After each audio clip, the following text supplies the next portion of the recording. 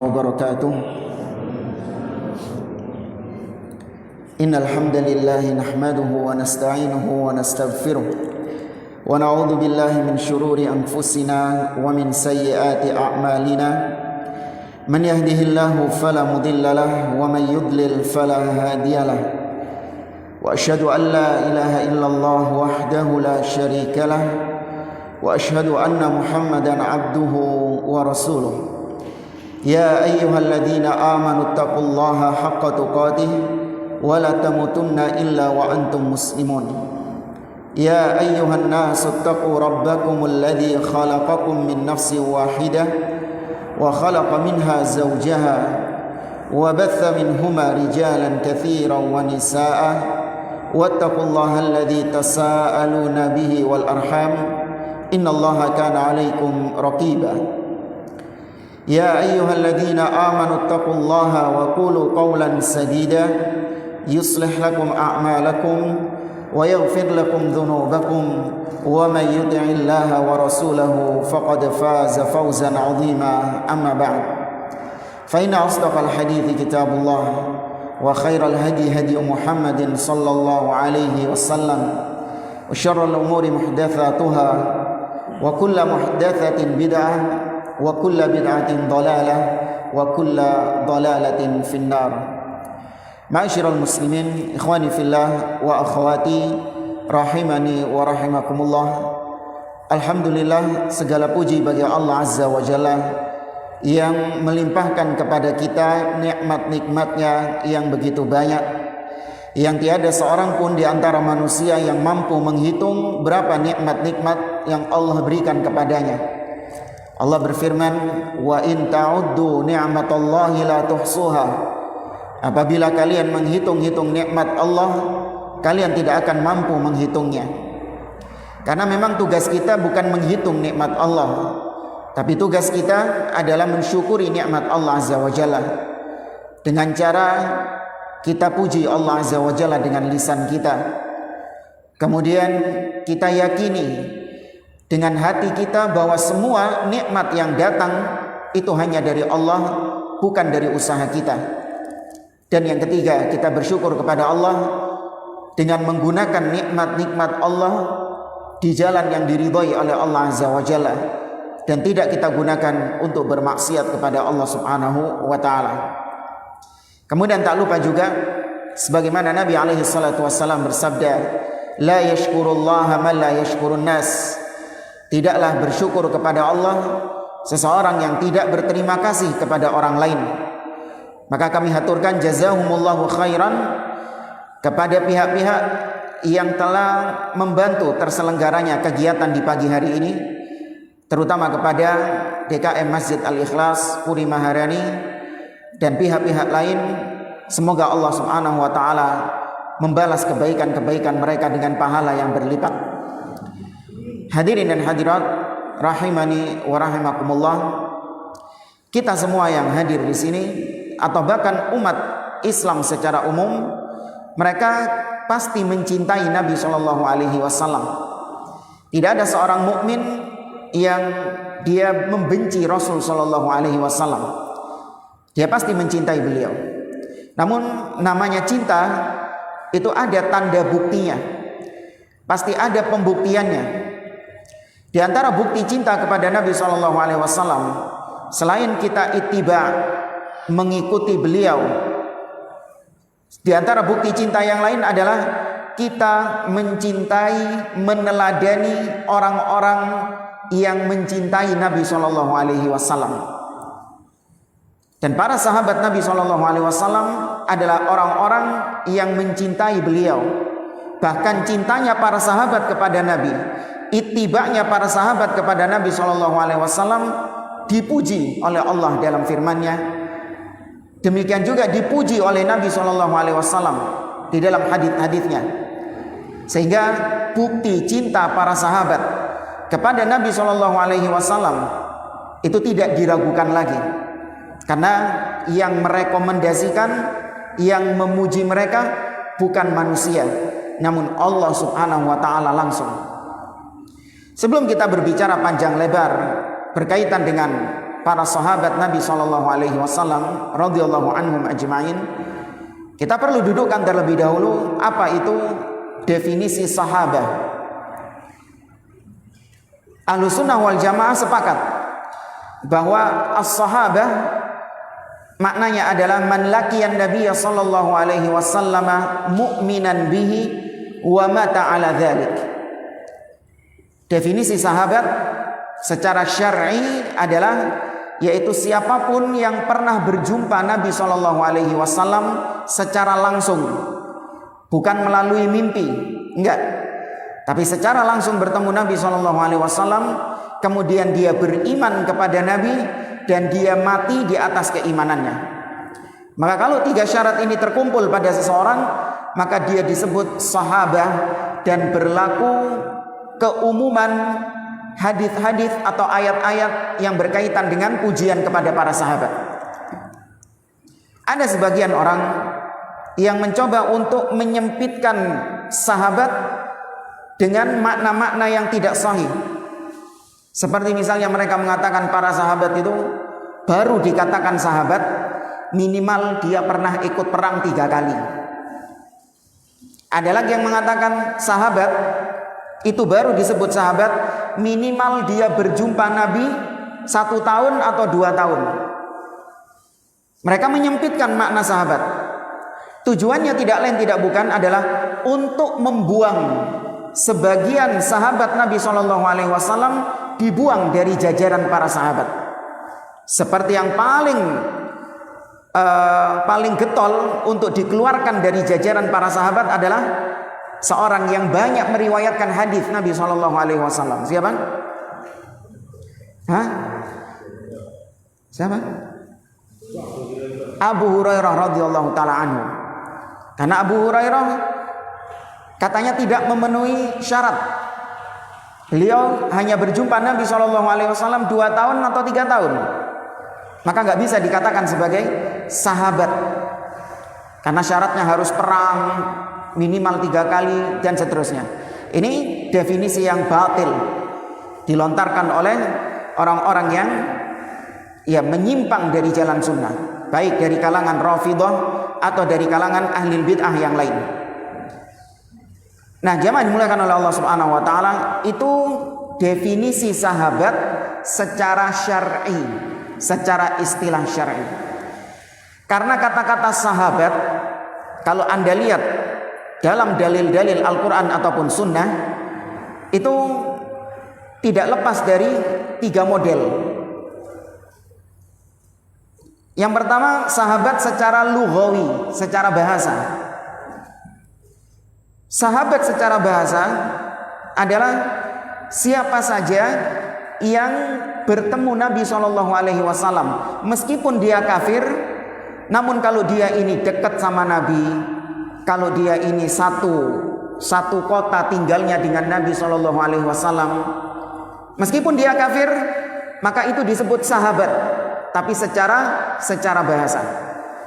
Karena ya Allah Azza wa Jalla mengatakan di dalam banyak ayat, wa ma sahibukum bimajnun. Allah mengatakan wa ma sahibukum bimajnun. Dalam ayat yang lain Allah mengatakan wan najmi idza hawa ma dhalla sahibukum wa ma ghawa. Ayat ini ditujukan kepada orang-orang kafir Quraisy.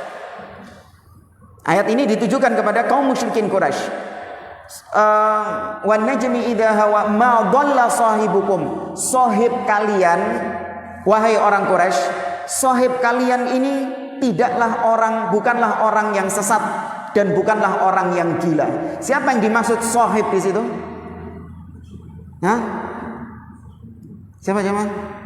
Rasul sallallahu alaihi wasallam. Allah sebut Rasul sebagai sahibnya Abu Jahal CS. Kenapa disebut sahib? Secara bahasa memang gitu. Nabi tinggal bersama Abu Jahal, Nabi sering bertemu dengan Abu Jahal dan kawan-kawan, sehingga disebut sebagai sahib. Ini secara bahasa.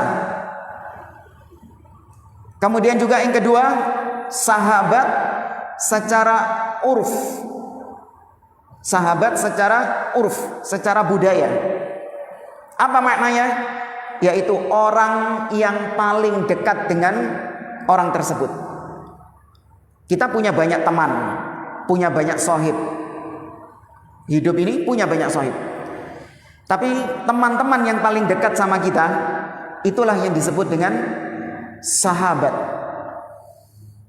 Dari sinilah dikisahkan dalam riwayat Imam Bukhari dari Abdullah bin Abbas, dalam riwayat Imam Muslim dari Abdullah bin Abbas, kisah tentang Nabi SAW mengatakan kepada para sahabat-sahabatnya, la u'tiyanna rayata ghadan rajulan yu'minu billah yuhibbullah wa rasulah wa yuhibbuhullahu wa rasuluh. Kata Nabi, besok aku akan berikan panji ini kepada seseorang. Ini Nabi ngomong sama para sahabat. Aku akan berikan panji ini kepada seseorang yang dia mencintai Allah dan Rasulnya, dan Allah dan Rasulnya juga mencintai dia. Maka kemudian Nabi pergi, para sahabat saling kepo. Tahu kepo?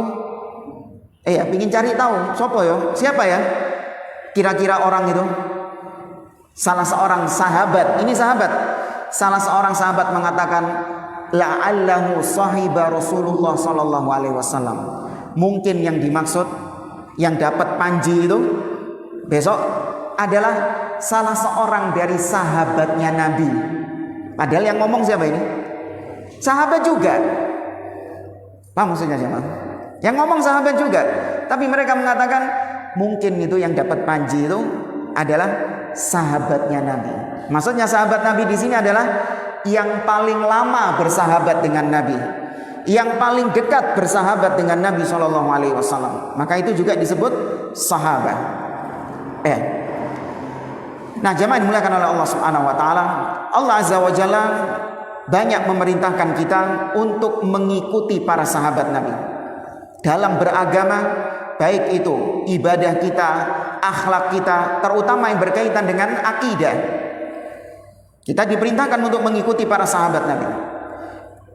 Dalil yang pertama, firman Allah Azza wa Jalla dalam surah At-Taubah, Allah mengatakan, was-sabiqunal awwalun minal muhajirin wal ansar walladzina ittaba'uuhum bi ihsan radhiyallahu anhum wa radu an wa a'adda lahum jannatin tajri tahtaha al-anhar khalidina fiha abada dzalikal fawzul azim.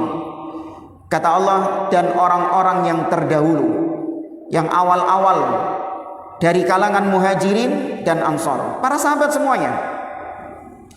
Walladzina tabauhum bi ihsan, dan orang-orang yang mengikuti mereka, orang-orang yang mengikuti para sahabat Nabi bi ihsan, dengan pengikutan yang baik. Enggak cuman ikut saja, tapi dengan pengikutan yang baik, bi ihsan. Artinya secara totalitas mengikuti para sahabat, baik akidahnya, akhlaknya, ibadahnya, muamalahnya, mengikuti para sahabat Nabi. Allah mengatakan radhiyallahu anhum wa radu'an. Allah ridho kepada mereka dan mereka pun ridho kepada Allah Subhanahu wa taala. Kemudian Allah janjikan wa a'adda lahum jannat. Allah persiapkan bagi mereka. Siapa mereka di sini? Sahabat dan yang mengikuti para sahabat. Allah persiapkan bagi mereka surga yang mengalir sungai-sungai di bawahnya. Mereka kekal di sana selama-lamanya. Itulah kemenangan yang besar. Itu perintah dari Allah Azza wa Jalla. Maka dalam ayat ini kata para ulama, kalau ingin masuk surga, tidak ada jalan lain kecuali mengikuti para sahabat Nabi Shallallahu Alaihi Wasallam. Kebalikan dari itu, Allah mengancam neraka bagi mereka-mereka yang mengikuti jalan lain, mengikuti pemahaman lain selain pemahamannya para sahabat Nabi Shallallahu Alaihi Wasallam. Allah mengatakan dalam surah An-Nisa, wa may yushaqiqir rasul min ba'di ma tabayyana lahul huda wa yattabi' ghaira sabilil mu'minin nuwallihi ma tawalla wa nuslihi jahannam wa sa'at masira. Kata Allah, barang siapa yang menentang Rasul setelah dijelaskan kebenaran atasnya, setelah disampaikan kebenaran atasnya, dia menentang Rasul, kemudian dia memilih jalan lain selain jalannya orang-orang beriman. Perhatikan ayat ini, memilih jalan lain selain jalannya orang-orang beriman. Ketika ayat ini turun, siapa golongan yang disebut al-mu'minin? Ada golongan lain? Nggak ada. Ketika ayat ini turun, yang disebut mukminin hanya para sahabat Nabi SAW. Maka barang siapa yang memilih jalan lain, memilih metode lain dalam beragama, memilih pemahaman lain dalam beragama selain apa yang dipahami oleh para sahabat, nuwallihi ma tawalla, kami biarkan dia dalam kesesatannya, kata Allah. Itu azab di dunia itu. Allah biarkan dia paten di atas kesesatannya.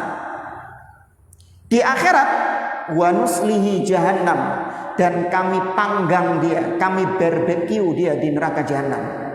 Dan itu seburuk-buruknya tempat kembali. Kita ketika melaksanakan sholat, kita berdoa kepada Allah. Di dalam surah Al-Fatihah Allah mengajarkan doa ihdinas siratal mustaqim. Ya Allah, tunjukkan kepada kami jalan yang lurus. Itu doa kita. Apa jalan yang lurus ini? Allah tafsirkan di ayat setelahnya, siratal ladzina an'amta alaihim, jalannya orang-orang yang kau beri nikmat atas mereka. Orang-orang yang diberi nikmat oleh Allah.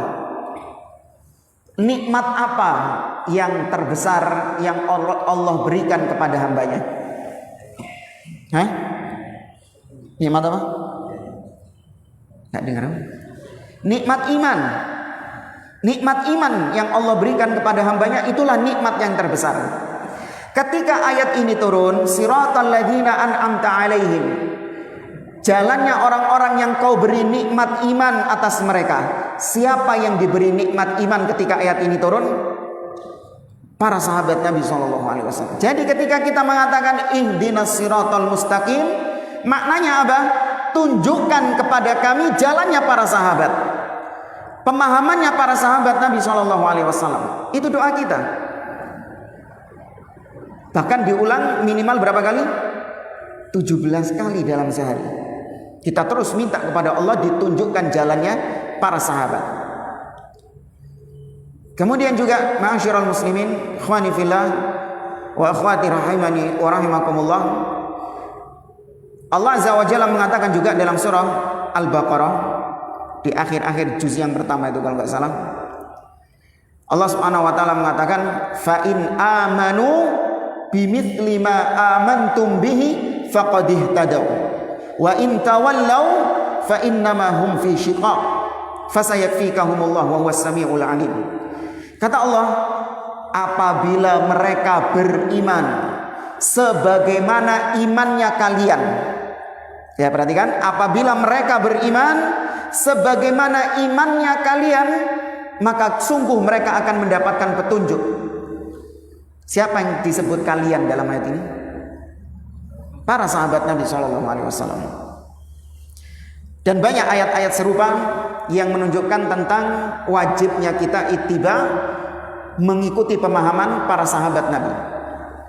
Al-Imam Ahmad bin Hanbal rahimahullah ta'ala dalam kitabnya Ushulus Sunnah, di awal-awal kitab tersebut beliau mengatakan usulus sunnati indana at-tamassuku bima kana alaihi ashabu Rasulillah sallallahu alaihi wasallam wal iktida'u bihim. Pokok-pokok sunnah di sisi kami, kata Imam Ahmad, adalah at-tamassuk, berpegang teguh dengan apa yang dipahami oleh para sahabat Nabi sallallahu alaihi wasallam, wal iktida'u bihim, dan meneladani mereka. Pertanyaannya, kenapa Imam Ahmad kok membuka kitabnya langsung dengan mengatakan berpegang dengan para sahabat? Kenapa kok nggak kitabullah, sunnah Nabi, nggak disebut loh? Sama Imam Ahmad nggak disebut berpegang dengan kitabullah dan sunnah, nggak disebut. Langsung Imam Ahmad mengatakan at-tamassuk bima kana alaihi as-sahabah, berpegang dengan ajarannya para sahabat. Ada yang tahu alasannya? Kenapa nggak disebut Al-Quran dan Sunnah? Apa nggak perlu berpegang dengan Al-Quran dan Sunnah? Paham nggak maksudnya pertanyaan saya? Tak ulangi pertanyaannya.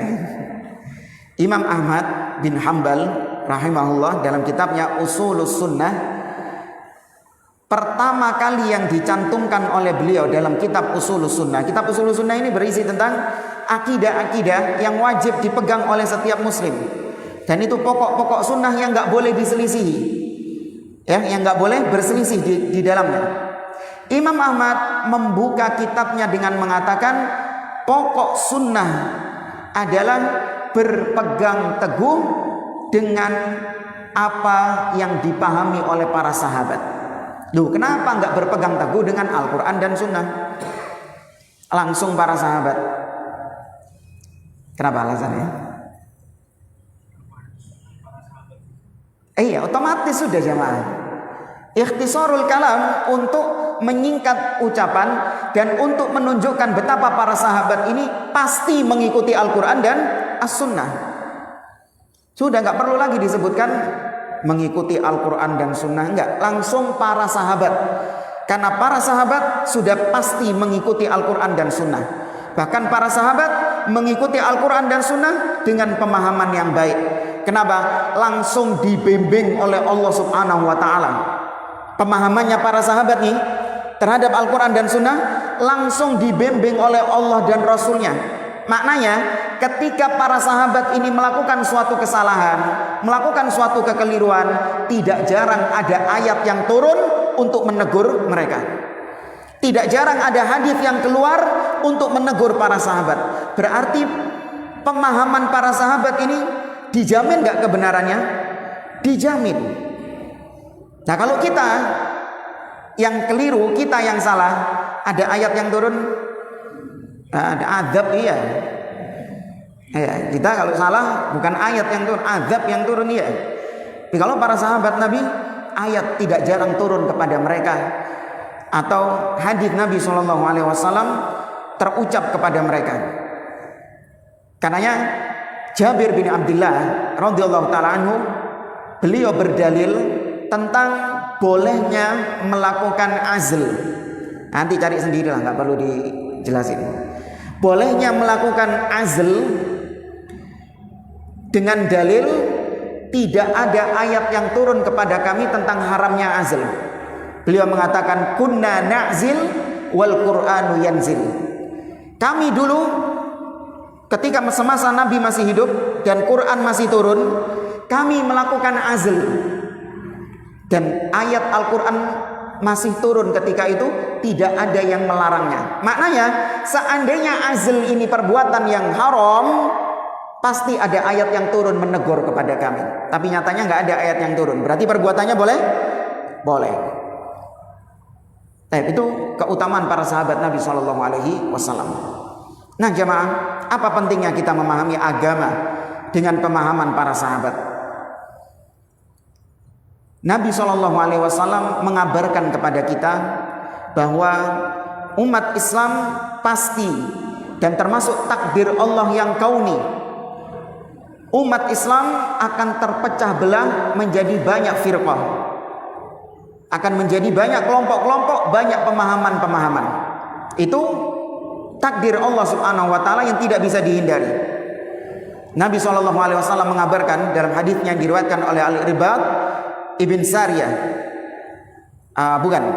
Nabi SAW mengatakan sataftariqu hadhil ummah ala 73 firqah kulluha finnar illa wahidah. Kata Nabi, sungguh umat ini akan terpecah menjadi 73 golongan dan semuanya terancam neraka kecuali satu, kata Nabi. Kemudian para sahabat mengatakan, manhum ya Rasulullah, siapa mereka ya Rasulullah? Nabi mengatakan al-jamaah, mereka adalah al-jamaah. Dalam riwayat yang lain, siapa yang satu ini? Nabi mengatakan ma ana alaihi wa ashabi, yaitu mereka yang berada di atas aku dan para sahabatku berada di atasnya. Artinya mereka yang memahami agama ini dengan pemahaman para sahabatku, dengan pemahamanku dan pemahaman para sahabat. Hadits ini bukan menunjukkan kepada kita bahwa kita ini sudah memastikan diri, meresmikan diri menjadi yang satu ini. Bukan. Karena ada orang-orang yang menuduh kita tukang kapling surga. Oh, deetok itu yang satu golongan yang di surga. Sing liyane dianggap 72 di neraka. Tidak. Kita tidak pernah merasa bahwa kita ini sudah dijamin di atas golongan yang satu tadi. Tidak. Tapi maknanya adalah kita orang-orang yang sedang berusaha. Paham maknanya? Kita orang-orang yang sedang berusaha untuk menjadi yang satu ini. Karena yang selamat cuma satu. Yang lainnya diancam oleh Nabi SAW mendapatkan azab dari Allah Subhanahu Wa Taala karena penyimpangan dalam agama. Terancam dia dengan azab. Sebagaimana ahli maksiat, dia juga terancam dengan azab. Gak mesti kafir, enggak. Namanya terancam dengan azab itu gak mesti kafir. Ditaruh luar aja ini kucingnya. Terus kemudian ditutup ininya apa? Pintunya.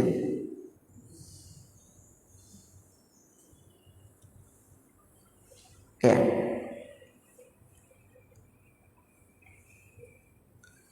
Allah mengatakan misalnya dalam surah An-Nisa, innal ladzina ya'kuluna amwalal yatama zulman innama ya'kuluna fi butunihim nara wa sayaslawna sa'ira.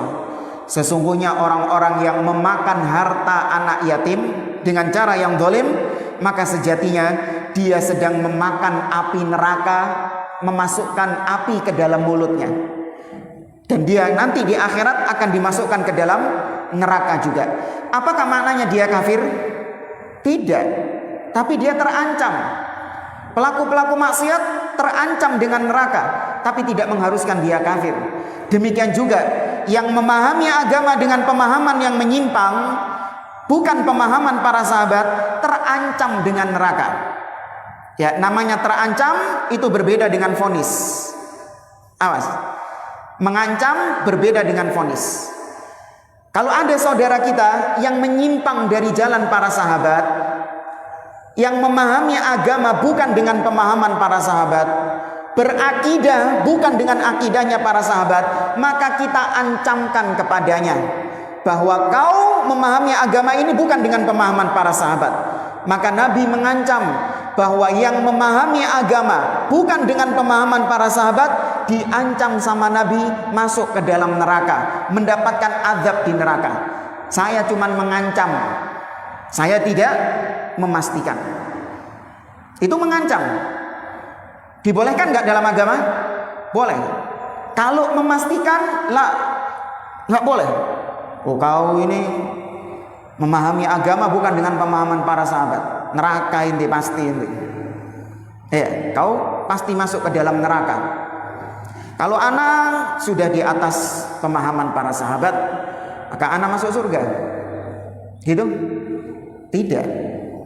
Kita ini orang yang berusaha. Jatuh bangun, naam. Dan tidak ada jaminan seorang yang berusaha meniti jalan sunnah, meniti jalannya para sahabat, tidak ada jaminan dia ini mati di atasnya atau istiqomah sampai akhir hayatnya, tidak ada. Ancaman dan vonis bagaimana tadi kita sampaikan berbeda. Ibarat seperti misalnya rokok. Rokok itu diancam. Perokok itu diancam.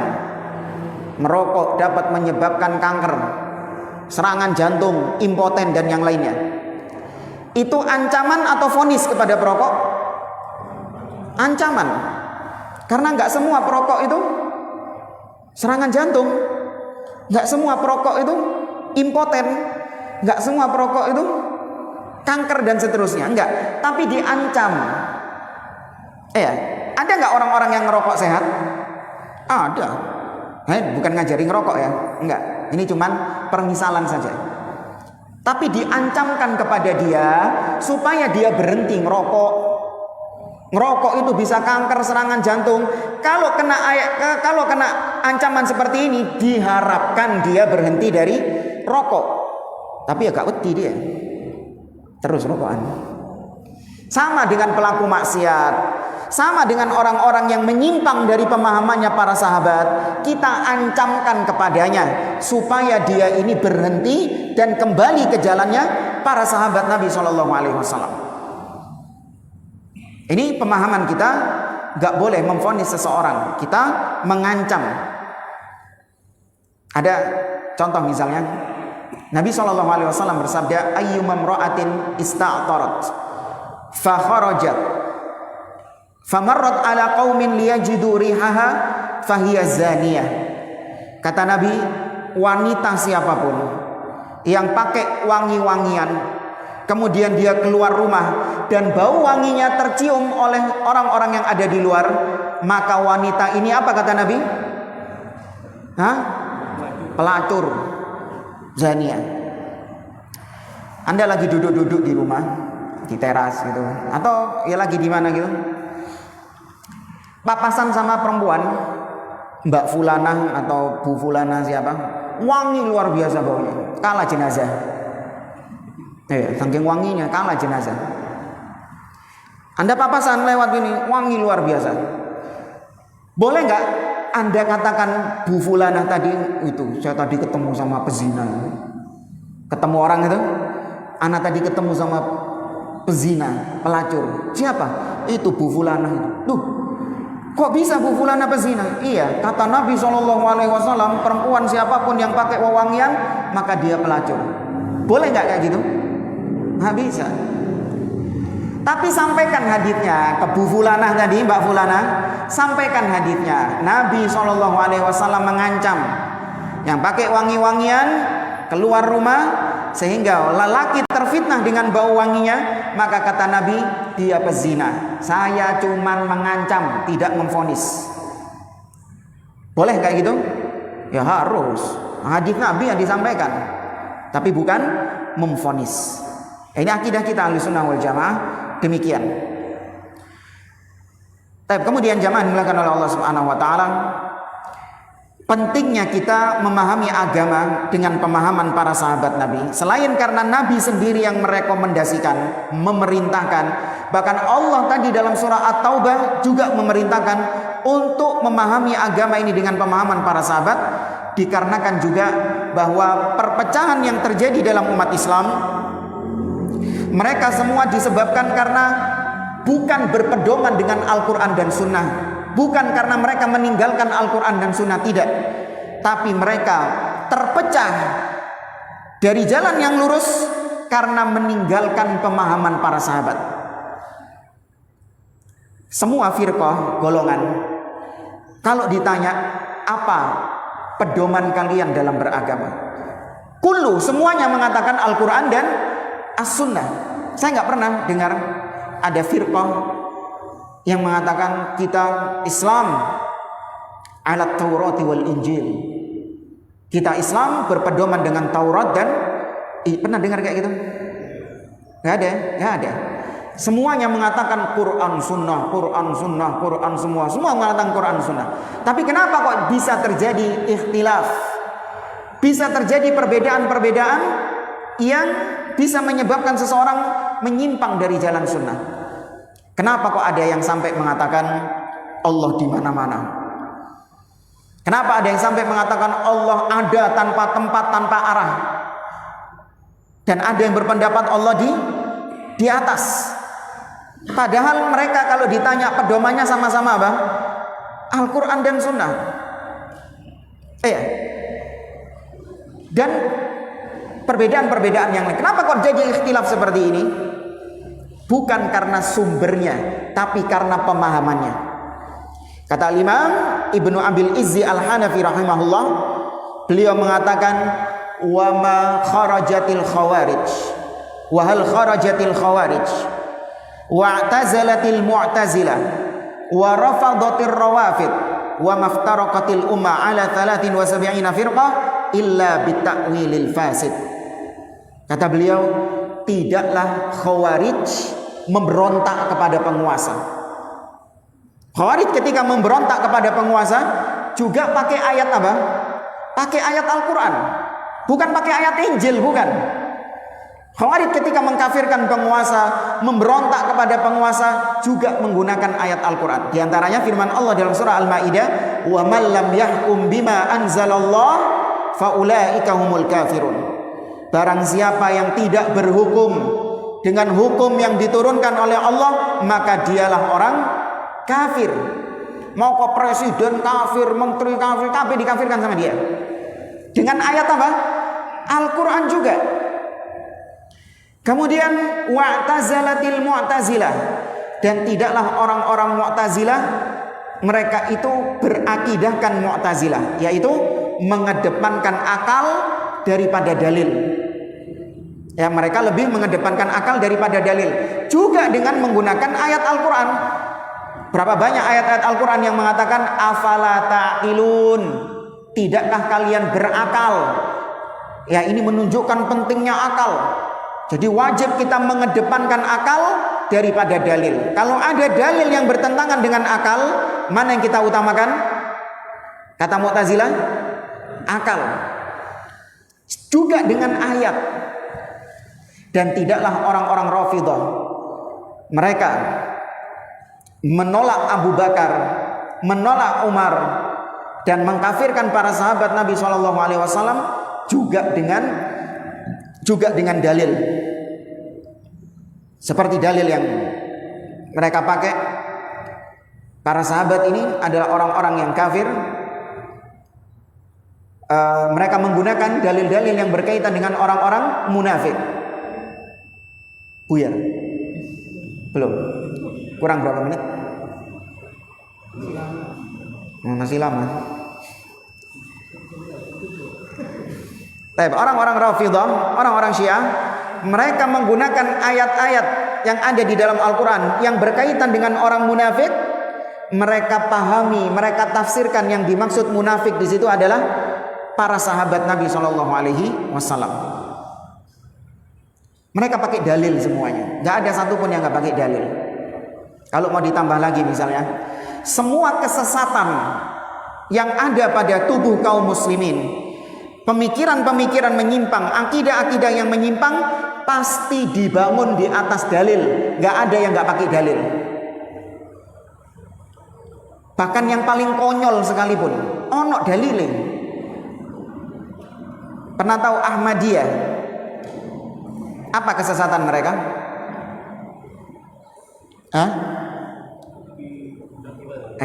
Menganggap ada nabi lagi setelah Nabi Muhammad SAW. Siapa namanya? Mirza Ghulam Ahmad. Mungkin kita kalau melihat, oh ini sesat ini Ustaz, tidak ada dalilnya kalau itu. Di Quran pasti nggak ada itu. Di hadis lebih lagi pasti nggak ada. Ternyata tidak. Selongor itu, sebodoh itu, ada dalilnya juga jemaah. Dari ayat-ayat Al-Quran juga. Misalnya Allah mengatakan dalam surah As-Saff ayat yang ke-6, kalau enggak ke-7, Allah mengatakan tentang Nabi Isa alaihi salam, wa id qala Isa bin Maryam, ya bani Israel, inni rasulullahi ilaikum musaddiqan lima baina yadayya minat Taurah wa mubasysyiran bi rasul ya'ti min ba'di ismuhu Ahmad.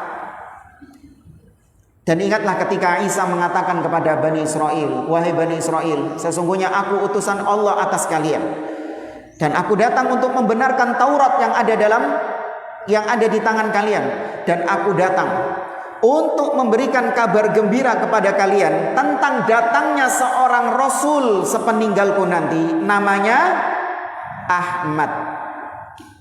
Disebutkan dalam ayatnya Ahmad. Kalau kita ngotot, oh enggak itu maksudnya Nabi Muhammad.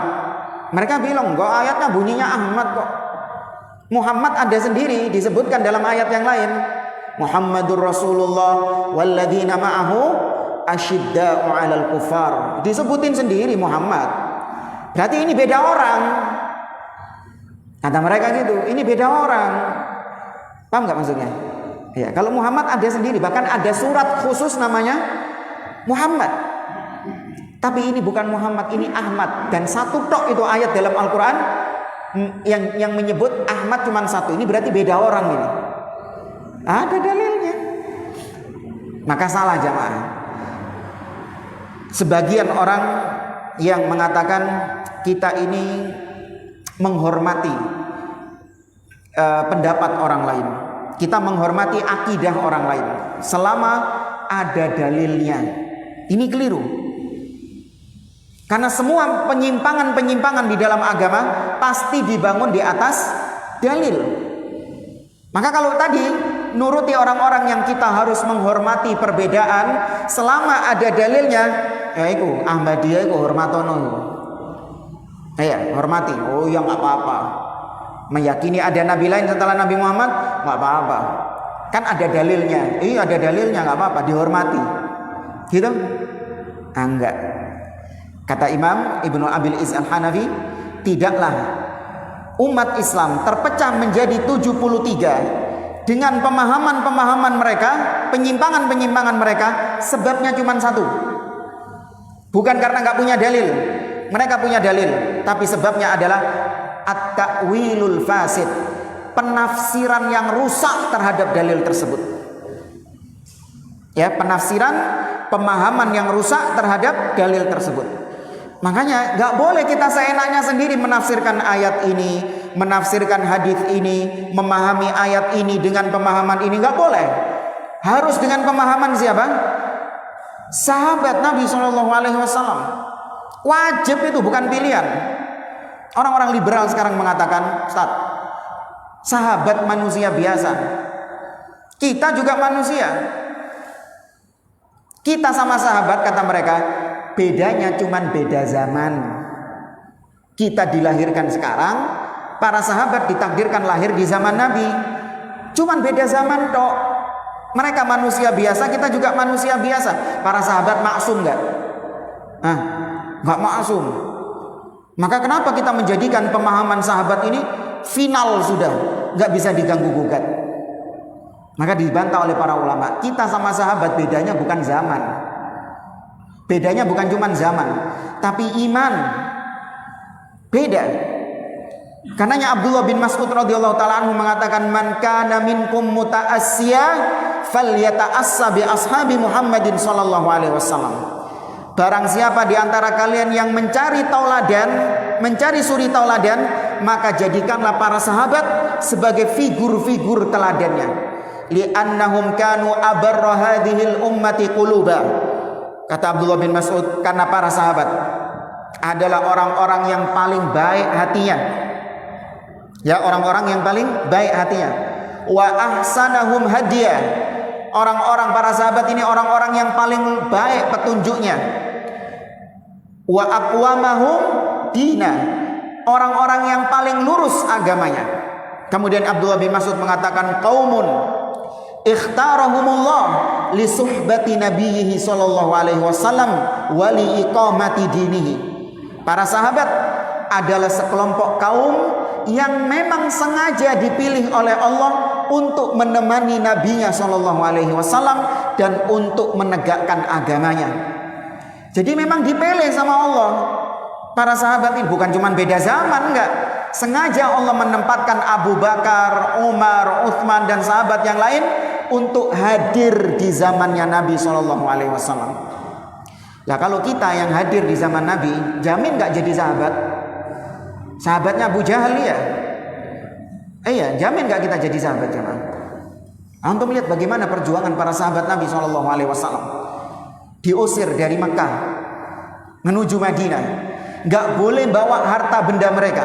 Mus'ab bin Umair radhiyallahu taala anhu, dia adalah seorang yang memiliki harta yang banyak, termasuk di antara sahabat yang kaya ketika di Mekah. Ketika berhijrah, dia dicegat oleh orang-orang musyrikin Quraisy. Nggak boleh berhijrah kecuali kau tinggalkan hartamu di kota Mekah. Apa yang dilakukan Mus'ab? Ditinggal hartanya, pek-peken wis hartaku. Yang penting aku bisa berhijrah. Berangkat dia hanya dengan tubuhnya dan bajunya tok, hartanya ditinggal di kota Mekah. Kita kalau ada di kondisi seperti itu gimana? Oh ya wis kasih itu wis. Darurat ya Rasulullah. Itu para sahabat. Betapa dahulu para sahabat Nabi SAW ketika perang, sebagaimana Ja'far bin Abi Thalib radhiyallahu taala anhu. Beliau tatkala peperangan, beliau ditemukan gugur syahid dengan 80 luka dan semuanya ada di bagian depan. Gak ada luka yang ada di belakang.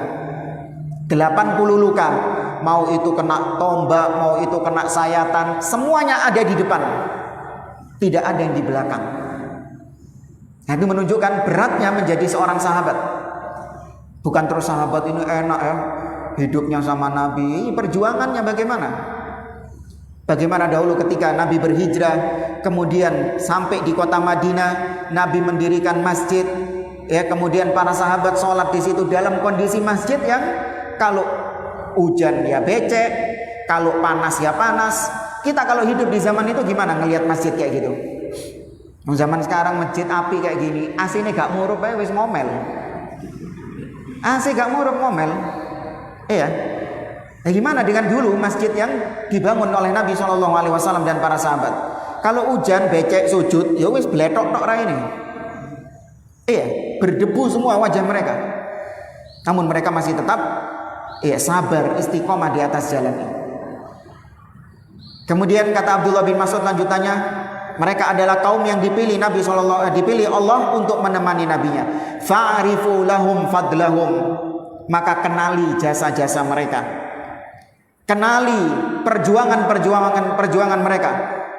Wattabi'uhum fi atharihim, dan ikuti jejak-jejak mereka.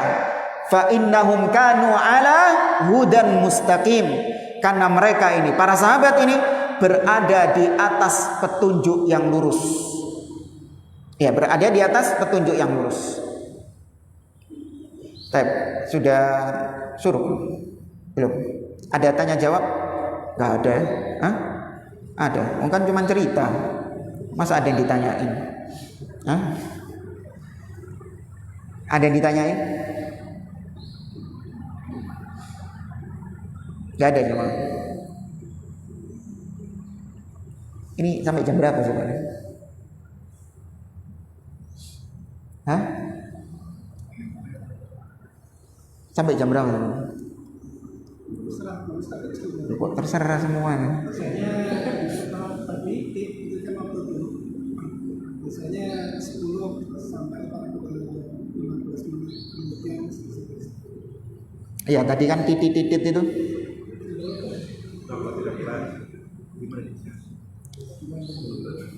5.15 selesai.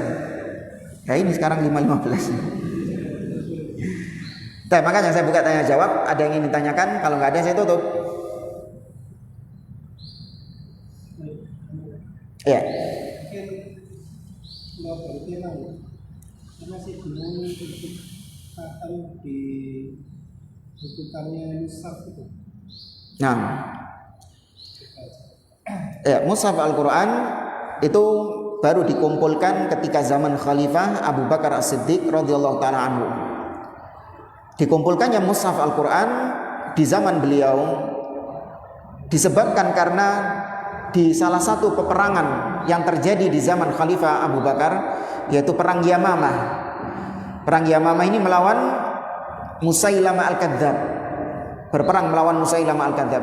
Banyak di antara para qurra, para hufad, sahabat-sahabat yang hafal Al-Quran gugur dalam peperangan tersebut. Maka Umar dan para sahabat yang lain berinisiatif untuk mengumpulkan Al-Quran dan dijadikan mushaf. Karena khawatir penghafal-penghafal Al-Quran ini semakin banyak yang berguguran, Umar khawatir Al-Quran semakin ditinggalkan. Karena generasi yang datang setelahnya itu tidak seperti para sahabat. Kalau para sahabat dulu, Quran mereka itu adalah hafalan. Karena kuatnya hafalan mereka, itulah Quran mereka. Paham jemaah? Ya, itu Quran mereka. Tapi zaman setelahnya itu tidak bergantung dengan hafalan lagi. Karena wajar ya, para sahabat itu lebih kuat hafalannya, karena ayat Quran turun kepada mereka di zaman mereka. 23 tahun Nabi SAW diturunkan Al-Quran. Jadi ketika dapat ayat, para sahabat menghafalnya. Nanti ada turun ayat lagi, para sahabat menghafalnya. Jadi hafalan mereka ini, apalagi dengan peristiwa-peristiwa yang ada, mereka hafal benar.